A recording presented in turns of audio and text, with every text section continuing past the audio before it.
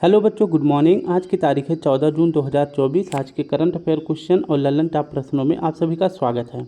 14 जून के current affair आप सभी को 10 करंट अफेयर क्वेश्चन देखने को मिलेगा, जिसमें आप सभी को पूरी व्याख्या के साथ यह करंट अफेयर क्वेश्चन सॉल्व कराया जाएगा। ठीक है, तो पूरी व्याख्या के साथ आज हम 10 करंट अफेयर क्वेश्चन पढ़ेंगे। इसके बाद हम 10 करंट अफेयर क्वेश्चन जो कि कल का यानी कि 13 जून का होगा, उसको हम रिवीजन करने वाले हैं। ठीक है, तो आप हमारे साथ बने रहें सिर्फ 20 से 25 मिनट, जिसमें आप सभी को 10 नए करंट अफेयर क्वेश्चन और 10 पुराने करंट अफेयर क्वेश्चन का रिवीजन देखने को मिलेगा। अगर वीडियो अच्छी लगे तो प्लीज़ स्टूडेंट वीडियो को लाइक करें, शेयर करें और कमेंट जरूर करें। तो चलिए शुरू करते हैं अपने 14 जून के दैनिक समसामयिक सभी प्रतियोगी परीक्षाओं के लिए महत्वपूर्ण प्रश्न। हमारा पहला प्रश्न है, हाल ही में ग्लोबल कार्बन प्रोजेक्ट के अनुसार दुनिया का सबसे बड़ा नाइट्रस ऑक्साइड उत्सर्जक देश कौन सा है? तो इसके बारे में आप सभी को बताना है कि दुनिया का सबसे बड़ा नाइट्रस ऑक्साइड उत्सर्जक देश कौन सा है। तो यह रिपोर्ट कौन जारी किया है? ग्लोबल कार्बन प्रोजेक्ट के तहत एक रिपोर्ट जारी की गई है, जिसका नाम है ग्लोबल कार्बन प्रोजेक्ट के तहत यह रिपोर्ट जारी की गई है कि दुनिया का सबसे बड़ा नाइट्रस ऑक्साइड उत्सर्जक देश अगर पूछे कौन सा है, तो पहले नंबर पर है चीन। पहले नंबर पर कौन सा देश है? चीन है। दूसरे नंबर पर पूछे कौन सा देश है? दूसरे नंबर पर भारत है। और तीसरे नंबर पर पूछे कौन सा देश है, तो तीसरे नंबर पर यूएसए है। ये आपको याद रखना है। ठीक है, तो पहला सबसे ज़्यादा नाइट्रस ऑक्साइड कौन उत्सर्जित करता है? चीन। दूसरे नंबर पर भारत और तीसरे नंबर पर कौन है? यूएसए है। ये आपको याद रख लेना है। अगर हम बात करें जो ये नाइट्रस ऑक्साइड गैस है, यह किस प्रकार का गैस है, तो यह एक ग्रीन हाउस गैस है। ग्रीन हाउस गैस है, ये आपको याद रखना है। और यह ग्रीन हाउस उत्सर्जन करने के मामले में अगर पूछे नाइट्रस ऑक्साइड का कौन सा रैंक है, तो इसका तीसरा स्थान है। ठीक है, अगर पहला पूछे और दूसरा पूछे तो ये दोनों भी आप सभी को बता देते हैं। पहले नंबर पर ग्रीन हाउस उत्सर्जन के मामले में सबसे ज़्यादा कौन करता है, तो CO2 यानी कार्बन डाइऑक्साइड करता है। दूसरे नंबर पर कौन करता है, तो यह करता है मीथेन। कौन करता है, तो मीथेन करता है। ये आपको याद रख लेना है, जिसका फुल सूत्र पूछे क्या होता है, तो CH4 इसका सूत्र होता है। और वहीं पूछे कि तीसरे नंबर पर कौन है, तो वह है नाइट्रस ऑक्साइड, जिसका सूत्र होता है N2O। ठीक है, तो ग्रीन हाउस उत्सर्जन करने के मामले में पहला स्थान कार्बन डाइऑक्साइड का है, दूसरा स्थान मीथेन का है और तीसरा स्थान है नाइट्रस ऑक्साइड। नाइट्रस ऑक्साइड का अगर पूछे कि नाइट्रस ऑक्साइड उत्सर्जन करने में पहला देश कौन सा है, तो चीन है, दूसरा भारत है और तीसरा यूएसए है। ये हमारा सही जवाब हो जाएगा ऑप्शन ए। ये इतना पॉइंट आप सभी को याद रखना है।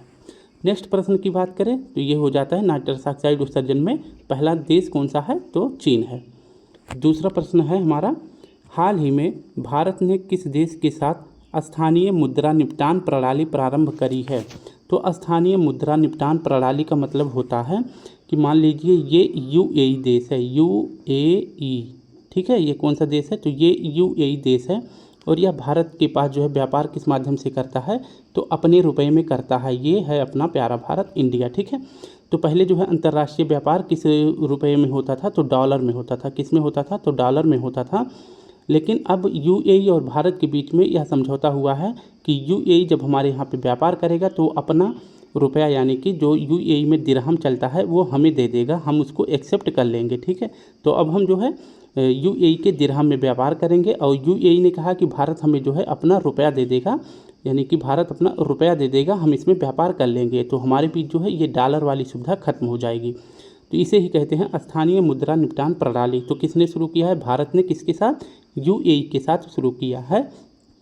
हमारा ऑप्शन हो जाएगा बी सही हो जाएगा। इससे क्या होगा, इससे जो अंतर्राष्ट्रीय रूप में जो डॉलर पर निर्भरता है हमारी कम हो जाएगी। ठीक है, तो स्थानीय मुद्रा निपटान प्रणाली किसके बीच में शुरू हुआ है? यूएई और भारत के बीच में शुरू हुआ है।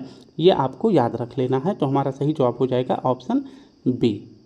नेक्स्ट प्रश्न की बात करते हैं। ये हैं भारत के प्रधानमंत्री और इसके बाद ये हैं यूएई के प्रिंस। हमारा थर्ड प्रश्न है, हाल ही में राष्ट्रीय सुरक्षा सलाहकार पद पर किसे नियुक्त किया गया है? तो राष्ट्रीय सुरक्षा सलाहकार पद पर किसे नियुक्त किया गया है? इसे कहते हैं NSA। इसका फुल फॉर्म होता है नेशनल सिक्योरिटी एडवाइज़र। यह इसका फुल फॉर्म होता है। अगर पूछे कि इस पद का सृजन पहली बार कब किया गया था, तो वाजपेयी जी के कार्यकाल में किया गया था। 1998 में यह पद बनाया गया था। ठीक है, और पूछे कि पहले जो है NSA कौन बनाए गए थे? तो पहले NSA बनाए गए थे ब्रिजेश मिश्रा। कौन बनाए गए थे? ब्रिजेश मिश्रा बनाए गए थे पहले।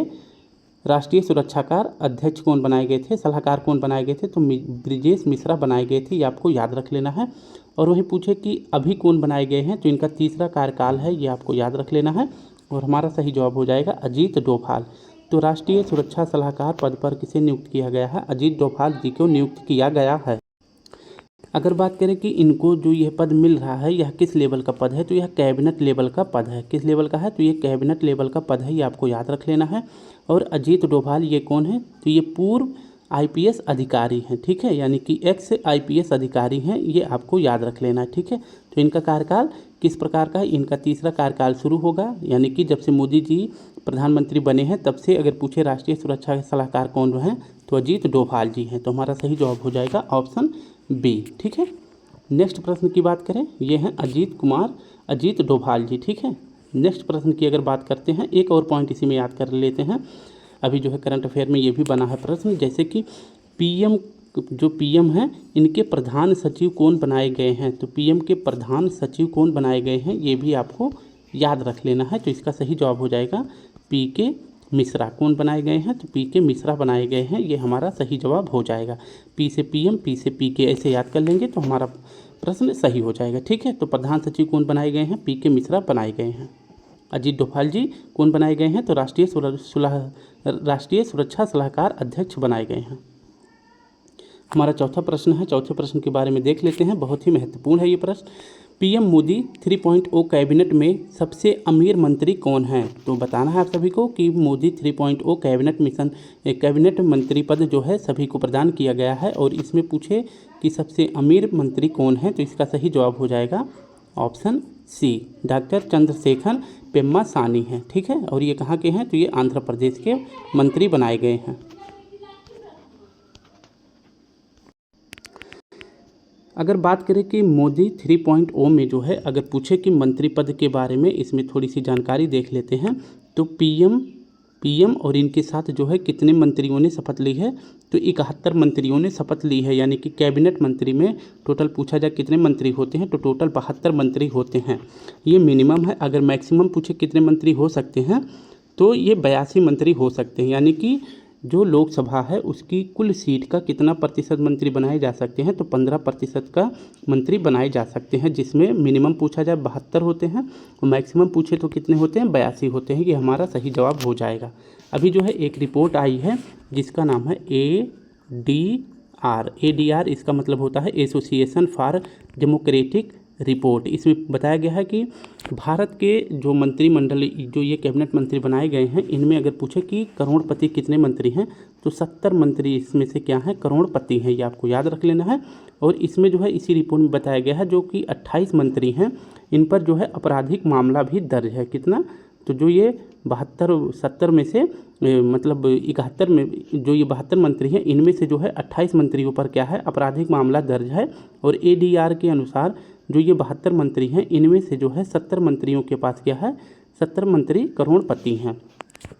इसमें पूछे कि सबसे अमीर मंत्री कौन है, तो इसमें सबसे अमीर कैबिनेट मंत्री हैं, ऑप्शन सी मैंने बता दिया है, डॉक्टर चंद्रशेखर पेम्मासानी हैं। इनके पास अगर पूछे कुल कितनी संपत्ति है, तो 5705 करोड़ है। कितना है? तो 5705 करोड़ है, ये आपको याद रख लेना है। और ये पूछे कहाँ के मंत्री बनाए गए हैं, ये इन्हें कहाँ का कैबिनेट मंत्री बनाया गया है, तो ये बने हैं ये कहाँ के मेंबर ऑफ पार्लियामेंट बने हैं, तो ये गुंटूर जिला से बने हैं। कहाँ से? गुंटूर जिला से बने हैं, ये आपको याद रख लेना है। और यह जिला कहाँ है? यह आंध्र प्रदेश में जिला है, आपको याद रख लेना है। और इनकी पार्टी का नाम पूछे तो इनकी पार्टी का नाम है TDP पार्टी से ये संबंधित है, यानी इनकी तेलुगु देशम पार्टी से ये संबंधित है, ये आपको याद रख लेना है। तो सबसे अमीर मोदी कैबिनेट में सबसे अमीर मंत्री कौन बने हैं, कौन है? तो डॉक्टर चंद्रशेखर पेम्मास्वामी है, ठीक है। नेक्स्ट अगर प्रश्न की बात करते हैं, इसमें थोड़ी सी आप सभी जानकारी देख सकते हैं। इसमें बात करते हैं कि कुल कितने मंत्री हैं, कुल 71 मंत्री हैं मोदी जी को छोड़कर। 30 कैबिनेट मंत्री बनाए गए हैं, 36 राज्य मंत्री बनाए गए हैं और 5 जो है राज्य मंत्री जो स्वतंत्र प्रभार है ये बनाए गए हैं और 7 महिलाएं जो है कैबिनेट मंत्री पद ग्रहण की हैं, ठीक है। सबसे अमीर कौन है, तो चंद्रशेखर पेम्मास्वामी हैं और राम मोहन नायडू ये सबसे युवा बनाए गए हैं। इनकी उम्र कितनी है, तो 36 साल के सबसे युवा कैबिनेट मंत्री कौन बनाए गए हैं, तो राम मोहन नायडू बनाए गए हैं। और ये किस पार्टी से हैं, तो ये भी जो है ये दोनों जो है टीडीपी पार्टी से संबंधित हैं, इसे आप याद रखेंगे, ठीक है। अगर पूछे कि सबसे कम उम्र की महिला कैबिनेट कौन बनाई गई हैं, तो रक्षा खड़से बनाई गई हैं, ये आपको याद रख लेना है और ये 37 साल की हैं। हमारा नेक्स्ट प्रश्न है 5वां। हाल ही में पीएम श्री अन्न पर्यटन हवाई सेवा का उद्घाटन किसने किया है, तो पीएम श्री पर्यटन हवाई सेवा का प्रारंभ किसने किया है, तो इसका सही जवाब हो जाएगा ऑप्शन ए, मध्य प्रदेश ने शुरू किया है। पीएम श्री पर्यटन हवाई सेवा इसने शुरू किया है। कहाँ से शुरू किया है, तो यह भोपाल से शुरू किया गया है, ये आपको याद रख लेना है, ठीक है। भोपाल से शुरू किया गया है। अगर पूछे भोपाल के किस एयरपोर्ट से शुरू किया गया है, तो राजा भोज एयरपोर्ट से, राजा भोज एयरपोर्ट से शुरू किया गया है, ये आपको याद रख लेना है, ठीक है। तो एयरपोर्ट से शुरू किया गया है, ये हमारा सही जवाब हो जाएगा। और पूछे कि मध्य प्रदेश के सीएम कौन है, तो यहाँ के सीएम के बारे में बता देते हैं आप सभी को। यहाँ के सीएम कौन है, तो डॉक्टर मोहन यादव हैं। कौन है, तो मोहन यादव जो है मध्य प्रदेश के सीएम बनाए गए हैं, ये आपको याद रखना है, ठीक है। तो पीएम श्री पर्यटन हवाई सेवा कहाँ शुरू की गई है, मध्य प्रदेश भोपाल से शुरू की गई है। किस एयरपोर्ट से, तो राजा मोहन एयरपोर्ट से शुरू की गई है। और किसने शुरू किया है, तो मोहन यादव जी ने शुरू किया है, ये आपको याद रख लेना है। अगर पूछे कि यह हवाई क्षेत्र जो है हवाई सेवा कितने शहरों से शुरू की जाएगी, तो 8 शहरों से, जो धार्मिक शहर हैं, 8 धार्मिक शहर हैं, वहाँ से शुरू की जाएगी, ये आपको याद रखना है, ठीक है। एक प्रश्न आप सभी को और याद रखना है इसमें कि भारत का पहला राज्य कौन सा बन गया है जिसने अपने सभी मेन शहरों को रेल, इसके बाद सड़क और इसके बाद हवाई, ठीक है। तो यानी कि हवाई क्षेत्र से, इन तीनों माध्यमों से अगर पूछे कि भारत का कौन सा ऐसा राज्य है जिसने अपने सभी राज्यों यानी कि सभी जिलों को जो है रेल, सड़क, हवाई से जोड़ दिया है, तो वह है मध्य प्रदेश। तो यह भारत का पहला राज्य ऐसा है जिसने अपने सभी प्रमुख शहरों को जो है रेल, सड़क और हवाई क्षेत्र से जोड़ दिया है, ये आपको याद रखना है, ठीक है। अब हम नेक्स्ट प्रश्न की बात करते हैं। तो यहाँ पे देख सकते हैं पीएम श्री पर्यटन वायु सेवा कहाँ शुरू की गई है, तो यह शुरू की गई है मध्य प्रदेश में। कहाँ शुरू की गई है, मध्य प्रदेश में शुरू की गई है। और इस पर जो है आप अगर टिकट बुक करना चाहते हैं तो फ्लाई ओला के द्वारा आप टिकट बुक कर सकते हैं, ठीक है। नेक्स्ट प्रश्न की बात करें, प्रश्न है हमारा 6वां। हाल ही में कैंटर ब्रेडज की 100 सबसे मूल्यवान वैश्विक ब्रांडों की सूची में 2024 में किसे शामिल किया गया है, तो इसका सही जवाब हो जाएगा ऑप्शन डी। इसके बारे में देखें तो 100 सबसे मूल्यवान वैश्विक ब्रांड 2024, ठीक है। तो 2024 में 100 सबसे मूल्यवान कंपनियों में अगर पूछा जाए सबसे पहले नंबर पर कौन सी कंपनी है, तो एप्पल है। कौन है, तो एप्पल पहले नंबर पर है। दूसरे नंबर पर पूछे कौन है, तो दूसरे नंबर पर गूगल है। तीसरे नंबर पर पूछे कौन है, तो तीसरे नंबर पर है माइक्रोसॉफ्ट। कौन है, तो तीसरे नंबर पर कौन है, तो तीसरे नंबर पर है माइक्रोसॉफ्ट है, ये आपको याद रख लेना है। अगर पूछे कि माइक्रोसॉफ्ट के मतलब ओनर कौन है, तो इसके ओनर हैं बिल गेट्स। कौन है, तो बिल गेट्स इसके ओनर हैं, ये आपको याद रख लेना है। और अभी जो है कुछ दिनों पहले बिल गेट्स ने अपनी आत्मकथा यानी ऑटोबायोग्राफी लॉन्च करी है। इनका नाम क्या है, इसका नाम है सोर्स कोड। क्या नाम है, तो सोर्स कोड इनकी आत्मकथा का नाम है। सोर्स कोड इनकी आत्मकथा का नाम है, ये आपको याद रख लेना है। तो अगर पूछे कि विश्व में सबसे मूल्यवान कंपनी कौन सी है, तो सबसे मूल्यवान कंपनी है एप्पल। दूसरे नंबर पर कौन है, गूगल है। तीसरे नंबर पर कौन है, माइक्रोसॉफ्ट है। तो ये वर्ल्ड लेवल में बताया गया है। अगर वही बात करें कि भारत में जो है इन 100 मूल्यवान कंपनियों में भारत की कौन कौन सी कंपनी शामिल है, तो भारत की ये 3 कंपनी यहाँ पे है। और चौथा कौन सी है, इन्फोसिस कंपनी है। कौन है, तो इन्फोसिस कंपनी है, ये आपको याद रख लेना है, ठीक है। तो ये भारत की 4 कंपनियाँ टॉप 100 में शामिल है, ये आपको याद रख लेना है, ठीक है। अगर पूछे कि भारत में अगर पूछे कि पहला स्थान किसको मिला है, तो टीसीएस को भारत में पहला स्थान मिला है। और वहीं वर्ल्ड में पूछा जाए इसको 46वां स्थान मिला है। एचडीएफसी को कौन सा रैंक दिया गया है, तो 47वां स्थान एचडीएफसी को दिया गया है, ये आपको याद रख लेना है। भारत में इसका टीसीएस का पहला स्थान है और दूसरा स्थान किसका है, तो एचडीएफसी बैंक का है। ये आपको इतनी महत्वपूर्ण पॉइंट याद रखनी है, ठीक है। नेक्स्ट प्रश्न देखते हैं, तो कौन कौन सी शामिल है भारत की 4 कंपनी, तो पहला है टीसीएस, दूसरा है एचडीएफसी और तीसरा एयरटेल और चौथा कौन सा है, तो इन्फोसिस है।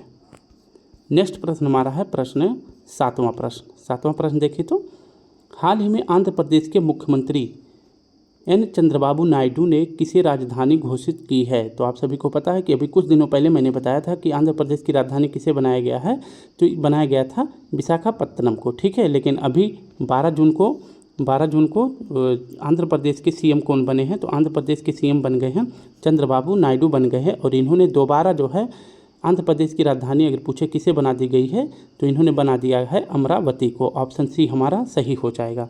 अब इसके बारे में थोड़ी सी जानकारी देख लेते हैं कि आंध्र प्रदेश के जो पूर्व सीएम थे, यानी कि एक्स सीएम पूछे कौन थे, तो एक्स सीएम थे सॉरी जगन मोहन रेड्डी थे। जगन मोहन रेड्डी जी थे। इन्होंने आंध्र प्रदेश की 3 राजधानियाँ बनाई थी, ठीक है। तो 3 राजधानियाँ बनाई थी, जिनमें है पहला विशाखापत्तनम, इसके बाद दूसरा पूछे कौन है, तो दूसरा था 3 बनाई थी, जिनमें से पहला है विशाखापत्तनम, दूसरा है अमरावती, और इसके बाद अमरावती है अमरावती, और तीसरा पूछे कौन सा है, तो तीसरा है कुरनूल। कौन सा है?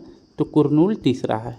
तो इनमें से एक को घोषित किया गया था जिसका नाम था विशाखापत्तनम। लेकिन जैसे ही मुख्यमंत्री चंद्रबाबू नायडू बने, तो इन्होंने जो है विशाखापत्तनम से हटा के अमरावती राजधानी कर दी है। तो हमारा सही जवाब हो जाएगा ऑप्शन सी, ये सही हो जाएगा, ठीक है। तो अब से याद रखेंगे अमरावती किसकी राजधानी है, तो यह है आंध्र प्रदेश की, ठीक है। और वहीं पूछे कि जो है आंध्र प्रदेश से जो है एक नया राज्य बनाया गया था, कौन सा राज्य बनाया गया था? तेलंगाना, ठीक है। तो तेलंगाना जो है आंध्र प्रदेश से कब अलग करके बनाया गया था? तो 2 जून 2014 को बनाया गया था, ठीक है। तो कब बनाया गया था? 2014 को बनाया गया था। और इस टाइम पे दोनों की राजधानी क्या हुआ करती थी? तो दोनों की राजधानी हुआ करती थी हैदराबाद, ठीक है। क्या हुआ करती थी? तो हैदराबाद हुआ करती थी। और यह राजधानी कितने वर्षों के लिए बनाई गई थी? 10 वर्षों के लिए बनाई गई थी। इसके बाद जो है तेलंगाना की राजधानी जो है किसे बना दी जाती है? तो तेलंगाना की राजधानी हैदराबाद को हमेशा के लिए बना दी जाती है। और आंध्र प्रदेश की राजधानी किसे बना दी गई? अमरावती को बना दी गई। आपको याद रख लेना है। अगर वही प्रश्न पूछे कि भाषाई आधार पे भारत का पहला राज्य कौन बनाया गया था? तो भाषाई आधार पे भारत का पहला राज्य बनाया गया था 1953 में। कौन सा राज्य बनाया गया था? आंध्र प्रदेश बनाया गया था, ठीक है। तो ये आपको याद रख लेना है।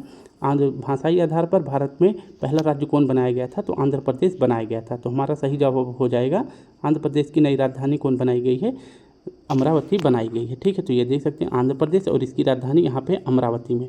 और आप सभी को बताना है कि जो ये है विजयवाड़ा जिला है, ये विजयवाड़ा, यहाँ पे आप सभी को बताना है कि किसकी प्रतिमा स्थापित की गई है, ठीक है। तो अभी हाल फिलहाल में विजयवाड़ा में एक प्रतिमा स्थापित की गई है। मैं बता देता हूँ, उनका नाम भी बता देता हूँ। डॉक्टर BR अम्बेडकर जी की यहाँ पे प्रतिमा स्थापित की गई है। आप सभी को बताना है कि इस प्रतिमा का नाम क्या है, ठीक है। नेक्स्ट प्रश्न हमारा है प्रश्न 8वां प्रश्न है हमारा, इसके बारे में देख लेते हैं। हाल ही में मुख्यमंत्री निजुत मोइना योजना किसने प्रारंभ करी है? तो मुख्यमंत्री निजुत मोइना योजना किसने प्रारंभ करी है? तो इसका सही जवाब हो जाएगा ऑप्शन ए, असम ने शुरू करी है। अब यहाँ के बारे में थोड़ी सी जानकारी देख लेते हैं। यह योजना किसने शुरू करी है? तो आंध्र प्रदेश के असम के सीएम ने शुरू करी है, जो कि यहाँ के सीएम कौन है? तो हिमंत बिस्वा जी हैं। कौन है? तो हिमंत बिस्वा जी यहाँ के सीएम हैं। ये आपको याद रख लेना है। इन्होंने ही क्या शुरू किया है?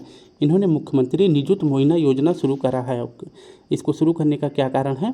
जो बालिकाओं के साथ जो है बाल विवाह होता है, उसको ख़त्म करने के लिए, बाल विवाह को ख़त्म करने के लिए यह योजना शुरू की गई है। और यह ख़त्म करने के लिए किस प्रकार की इसमें योजनाएँ लागू होंगी? तो इसमें जो है जो बालिकाएं हैं उनको शिक्षा दिया जाएगा। बालिकाओं को इसमें क्या दिया जाएगा? तो बालिकाओं को इसमें शिक्षा दिया जाएगा, जिसके माध्यम से अगर वो इंटर करती हैं, यानी कि अगर वो क्लास 12 तक पढ़ती हैं, तो उनको जो है प्रति माह कितना रुपया दिया जाएगा? 1000 रुपये दिया जाएगा, ठीक है। अगर वहीं वो BA करती हैं तो उनको जो है कितना रुपये प्रति माह दिया जाएगा? BA करती हैं तो उन्हें 1200 रुपये प्रति माह दिया जाएगा। लेकिन अगर वहीं वो MA करती हैं तो उनको जो है प्रति माह कितना रुपया दिया जाएगा? तो 2500 रुपये प्रति माह दिया जाएगा, जिससे वो काफ़ी समय तक अगर शिक्षा के साथ जुड़ी रहेंगी तो उनके साथ जो है बाल विवाह जैसी घटनाएं देखने को नहीं मिलेंगी, ठीक है। तो ये आपको याद रख लेना है। इसके लिए जो है असम के सीएम हिमंत बिस्वा जी ने कौन सी योजना शुरू करी है? मुख्यमंत्री निजुत मोइना योजना शुरू करी है। इंटर के लिए इसमें 1000 रुपये, BA के लिए इसमें 1200 रुपये, और MA के लिए इसमें कितने रुपये? 2500 रुपये प्रदान किया जाएगा। ये सही जवाब हो जाएगा हमारा ऑप्शन ए, ठीक है। अब देख लेते हैं इसके लिए, तो ये हो जाएगा सही जवाब। अगर पूछे कि इस योजना के लिए टोटल कितने रुपए प्रस्तावित की गई हैं, तो 240 करोड़ रुपए प्रस्तावित की गई हैं। नेक्स्ट प्रश्न हमारा है 9वें प्रश्न के बारे में देखें तो हाल ही में वर्ष 2025 में FIH हॉकी पुरुष जूनियर विश्व कप की मेज़बानी किसे सौंपी गई है? तो 2025 के लिए जो है हॉकी पुरुष जूनियर विश्व कप का मेज़बान देश कौन सा होगा? तो ये अपना प्यारा भारत होगा। ऑप्शन सी हमारा सही हो जाएगा। ठीक है, तो ऑप्शन सी सही हो जाएगा। इसके बारे में थोड़ी सी जानकारी देखें तो हॉकी पुरुष जूनियर विश्व कप 2024, ठीक है, अरे 2025, इसके बारे में देखें तो ये कितने हैं? तो हॉकी पुरुष जूनियर विश्व कप यह 2025 में इसका आयोजन अगर पूछे कौन करने वाला है तो भारत करने वाला है। और अगर पूछे इसका आयोजन कौन करता है तो FIH करता है। ठीक है, यानी फेडरेशन ऑफ इंटरनेशनल हॉकी, यानी अंतर्राष्ट्रीय हॉकी महासंघ इसका आयोजन करता है। ये आपको याद रख लेना है। और इस बार अगर पूछे कि किस क्रम का भारत में आयोजित होगा 2025 में, तो क्रम हो जाएगा 14वां क्रम हो जाएगा। ये अपने भारत में आयोजित होगा। और इसमें टोटल कितने देश भाग लेने वाले हैं? तो 24 देश भाग लेने वाले हैं। 25 में शामिल होगा और कितने देश भाग लेंगे? तो 24। ठीक है, ये आपको इतना आसानी से याद हो जाएगा। 24 देश होंगे और 25 में भाग लेंगे। और क्रम कौन सा होगा? तो 14वां क्रम होगा। ये आपको याद रखना है। ठीक है, नेक्स्ट अगर बात करें कि जो ये FIH है इसके अध्यक्ष पूछे कौन बनाए गए हैं, तो इसके अध्यक्ष पूछे कौन है? तो तैयब इकराम है। कौन है? तैयब इकराम है। ये हमारा सही जवाब हो जाएगा। इकराम इसके अध्यक्ष हैं, FIH के अध्यक्ष हैं। जबकि पूछे कि भारत में जो हॉकी संगठन है, भारत का जो हॉकी संगठन है, इसके जो अध्यक्ष कौन बनाए गए हैं? तो दिलीप टर्की बनाए गए हैं। कौन बनाए गए हैं? दिलीप तिर्की बनाए गए हैं। इसका हमारा सही जवाब हो जाएगा। जो महिला हॉकी टीम है उसका अगर पूछे कोच किसे बनाया गया है, तो महिला हॉकी टीम के कोच कौन बनाए गए हैं? तो हरेंद्र सिंह बनाए गए हैं। कौन बनाए गए हैं? तो हरेंद्र सिंह बनाए गए हैं। ये हमारा सही जवाब हो जाएगा। तो FIH का जो पुरुष वर्ग में जूनियर विश्व कप का 2025 में आयोजन होगा, इसका आयोजन कहाँ किया जाएगा? तो भारत में किया जाएगा। ऑप्शन सी हमारा सही हो जाएगा। ठीक है, कहाँ पर किया जाएगा? तो India to host 2025 FIH hockey men's junior world cup, ये इसे आप याद रखेंगे। ठीक है, तो कहाँ होगा? भारत में इसका आयोजन किया जाएगा। लास्ट प्रश्न देखते हैं। प्रश्न हमारा है 10वां। हाल ही में यूपी, इसे कहते हैं अप एडुकेटर्स के अंतर्राष्ट्रीय डिजिटल शिक्षक ओलंपियाड 2024 में शीर्ष स्थान किसे मिला है? तो यह एक कार्यक्रम होता है जो अंतर्राष्ट्रीय स्तर पर शुरू किया गया है। अंतर्राष्ट्रीय डिजिटल शिक्षक ओलंपियाड, इसमें जो है ऑनलाइन शिक्षकें भाग लेती हैं और इसमें जो है भारत की तरफ से भी शिक्षकों ने भाग लिया है। अगर पूछे कि यह प्रोग्राम कौन आयोजित करवाता है, तो अप एडुकेटर्स करवाता है। कौन करवाता है? तो अप एडुकेटर्स करवाता है। ये आपको याद रख लेना है। कौन करवाता है? अप एडुकेटर्स करवाता है।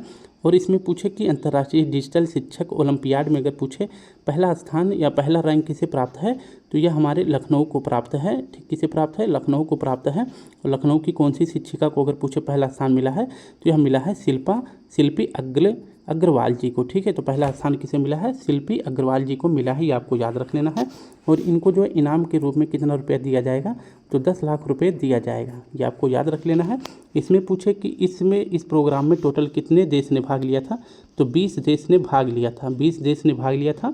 और 20 देश के अगर पूछे कुल कितने टीचर्स ने इसमें भाग लिया था, तो टोटल टीचर्स की बात करें तो 3300, कितने? 3300 टीचर्स इसमें भाग लिए थे। कितने? तो 3300 टीचर्स इसमें भाग लिए थे। और जिसमें पहला स्थान मिला है शिल्पी अग्रवाल जी को, जो कि कहाँ की हैं? ये हमारे उत्तर प्रदेश के लखनऊ की हैं। ठीक है, तो हमारा सही जवाब हो जाएगा ऑप्शन सी, शिल्पी अग्रवाल जी को अंतर्राष्ट्रीय डिजिटल शिक्षक ओलंपियाड में पहला स्थान मिला है। ये हैं शिल्पी अग्रवाल जी, इन्हें आप याद रखेंगे। ठीक है, तो स्टूडेंट इस प्रकार से मैंने अपने 10 करंट अफेयर क्वेश्चन सॉल्व कर लिए हैं। अब चलते हैं, देखते हैं 13 जून के करंट अफेयर को एक सरसरी निगाह में रिवीजन कर लेते हैं 2 मिनट के अंदर। हाल ही में institute for economic and peace के ग्लोबल पीस इंडेक्स 2024 में भारत को इंडेक्स में अगर पूछे कि शीर्ष स्थान किसे मिला है, तो यह मिला है आइसलैंड को। हमारा ऑप्शन सही हो जाएगा, ऑप्शन ए, आइसलैंड को पहला स्थान मिला है। वहीं बात करें हाल ही में विस्तारित सदस्यता के साथ पहली ब्रिक्स मंत्री स्तरीय बैठक कहाँ आयोजित की जा रही है, तो यह रूस में की जा रही है। ऑप्शन डी हमारा सही हो जाएगा। नेक्स्ट प्रश्न है, हाल ही में भारतीय नौसेना ने किसी देश के साथ संयुक्त समुद्री अभ्यास जीमेक्स 2024 शुरू किया है, तो जीमेक्स शुरू किया गया है जापान के साथ। वैश्विक लैंगिक अंतराल 2024 में भारत को कौन सा स्थान मिला है, तो इसका सही जवाब आप सभी को बताना है। इसका सही जवाब क्या हो जाएगा? इनमें से चार ऑप्शन है, आप सभी को बताना है। 127, 128, 129 या 130, ये आप सभी को बताना है। इसका सही जवाब क्या हो जाएगा? ठीक है, नेक्स्ट प्रश्न है, देश के अगले सेनाध्यक्ष पद पर किसे नियुक्त किया गया है, तो यह इनका कार्यकाल जो है 30 जून से प्रारंभ होगा। तो आप सभी को बताना है कि अगले सेनाध्यक्ष कौन बनाए जाएंगे, तो ऑप्शन बी हमारा सही हो जाएगा। नेक्स्ट प्रश्न है, हाल ही में गेल इंडिया ने 60,000 करोड़ रुपए के निवेश के साथ भारत की सबसे बड़ी इथेन क्रैकर परियोजना कहाँ स्थापित करने की घोषणा करी है, तो इसका सही जवाब हो जाएगा मध्य प्रदेश के सीहोर जिला में। नेक्स्ट प्रश्न हमारा है, हाल ही में विश्व बाल श्रम निषेध दिवस 2024 कब मनाया गया है, तो इसका सही जवाब हो जाएगा ऑप्शन डी, 12 जून को मनाया जाता है। ठीक है, और अब की बार अगर पूछे इसकी थीम क्या रखी गई है, तो let's act on our commitment and child labour इसकी थीम रखी गई है। हाल ही में दिवंगत हुए अंतर्राष्ट्रीय ख्याति प्राप्त कलाकार राजीव तारानाथ का संबंध किस क्षेत्र से है, तो इनका संबंध हो जाएगा ऑप्शन डी, सरोद से। नेक्स्ट प्रश्न है सेकंड लास्ट, हाल ही में वार्षिक खीर भवानी मेला कहाँ प्रारंभ हुआ है, तो यह प्रारंभ हुआ है जम्मू कश्मीर में और यह कश्मीरी पंडितों के द्वारा मनाया जाता है। हाल ही में आंध्र प्रदेश के सीएम के रूप में किसने शपथ ली है, तो शपथ ली है ऑप्शन बी सही हो जाएगा, चंद्रबाबू नायडू ने, और इन्होंने राजधानी क्या बना दी, विशाखापत्तनम राजधानी बना दी है। सॉरी, कौन सी राजधानी, अमरावती राजधानी बनाई है, ये आपको याद रख लेना है। ठीक है, तो अमरावती सही हो जाएगा, हमारा सही जवाब हो जाएगा ऑप्शन सी। स्टूडेंट, इस प्रकार से हमने अपने 10 करंट अफेयर क्वेश्चन और साथ में उसकी व्याख्या देख ली है। अगर वीडियो अच्छी लगे तो प्लीज़ स्टूडेंट वीडियो को ज़्यादा से ज़्यादा लाइक करें, शेयर करें और कमेंट करें। आप सभी को बता दें कि 2 दिन क्लास नहीं ले पाएंगे, 2 दिन जो है क्लास नहीं होगी, क्योंकि हम जो है जा रहे हैं बिहार पेपर देने। ठीक है, तो बिहार हमारा स्टेट का पेपर है, तो हम जा रहे हैं बिहार पेपर देने के लिए। 2 दिन कोशिश करेंगे, वहाँ से आने के बाद जो है एक्सप्लेनेशन तो नहीं दे पाएंगे, नहीं तो वीडियो जो है 1-1.5 घंटे की हो जाएगी, क्योंकि 2-3 दिन की क्लास एक साथ लेनी पड़ेगी। तो हम कोशिश करेंगे कि करंट अफेयर आप सभी को ऐसे जैसे रिवीजन के तौर पर हम सभी को कंप्लीट करवा देंगे। ठीक है, तो चलिए कल क्या हम आपको मिलेंगे 18 तारीख को, 17-18 तारीख में मिलेंगे। तब तक के लिए आप सभी को प्यारा सा जय हिंद जय भारत। तब तक के लिए आप जो है कुमार गौरव सर के करंट अफेयर को भी देख सकते हैं। तो चलिए, जय हिंद जय भारत।